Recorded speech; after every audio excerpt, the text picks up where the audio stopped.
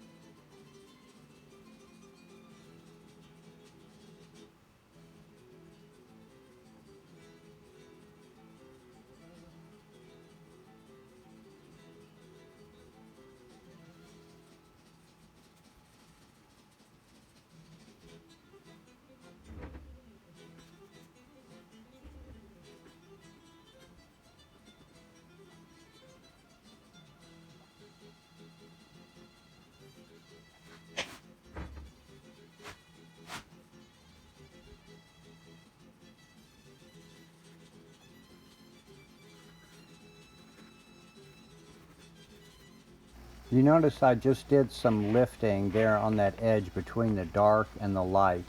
and that is simply to soften an edge that I did not want to be a strong shape. I wanted to blend those together.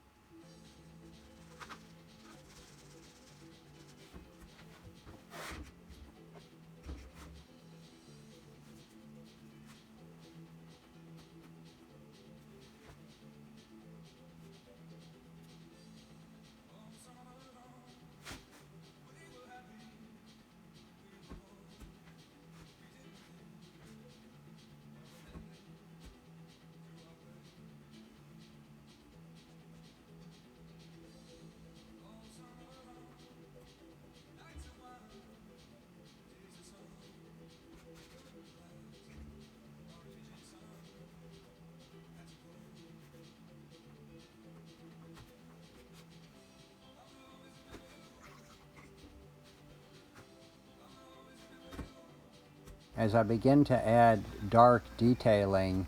into the house, it begins to build up the contrast and intensity of the whites of the building that are in soft shadow, such as where I'm painting now, versus the edges of the dormers that are in the bright sunlight. So beginning with lighter tones, and as you add the darks, you'll inform yourself if you have the right um, hue and intensity of shade or color in the specific areas that you're working in.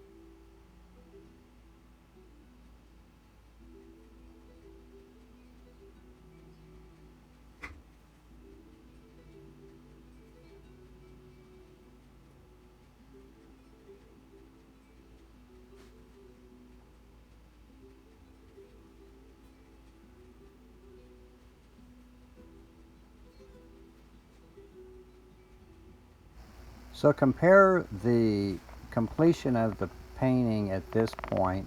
to the still image that I sent you of the final rendering, and you'll see how I've continued to change the background foliage in order to enhance the house. So it's a continuous process of manipulating the lights and darks to get the effect that you want.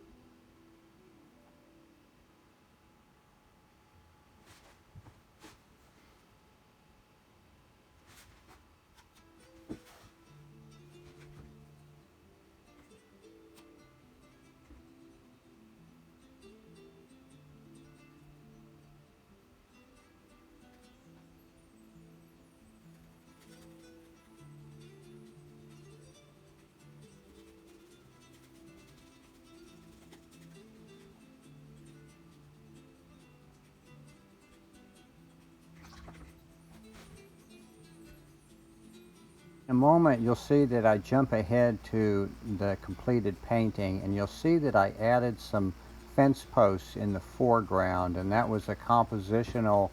thing that I felt important to the painting.